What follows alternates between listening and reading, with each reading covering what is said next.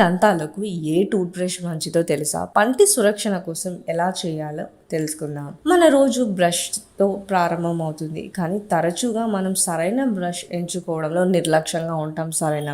సరైన బ్రష్ ఉపయోగించడం ద్వారా మనం అనేక ప్రధాన వ్యాధుల నుంచి మనల్ని మనం రక్షించుకోవచ్చు. దంతాలపై సున్నితత్వం, పయేరియా, ఫలకం, కుహరం, పురుగులు వంటి సమస్యలు నుండి మనం దూరం ఉంచుకోవచ్చు. అటువంటి పరిస్థితుల్లో సరైన టూత్ బ్రష్ ను తీసుకునే ముందు దాని గడువు తేదీ గురించి తెలుసుకోవడం చాలా ముఖ్యం. మీరు ఇంతకు ముందు చాలా అరుదుగా శ్రద్ధ చూపుంటారు. టూత్ బ్రష్ కొనడానికి ముందు మనం అజాగ్రత్తగా ఉండొద్దు, ఎందుకంటే మంచి బ్రష్ ను ఎంచుకోవడం మన దంతాలు బలపడటానికే కాకుండా అనేక వ్యాధుల నుండి మనల్ని మనం రక్షిస్తాయి. దీనితో మనకు పంటి సమస్యలు వచ్చే అవకాశం లేదు.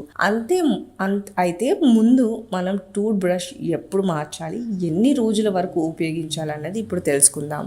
టూత్ బ్రష్ ఎప్పుడు మార్చాలి? తరచుగా ప్రజలు తమ టూత్ బ్రష్ పూర్తిగా అరిగిపోయే వరకు ఉపయోగిస్తారు. కొన్నిసార్లు చిగులు నుంచి రక్తం రావడం మొదలవుతుంది, కానీ మనం దానిని నిర్లక్ష్యం చేస్తాము. దానిని తేలిగ్గా తీసుకోవడం వల్ల మన దంతాల మీద భారం పడుతుంది.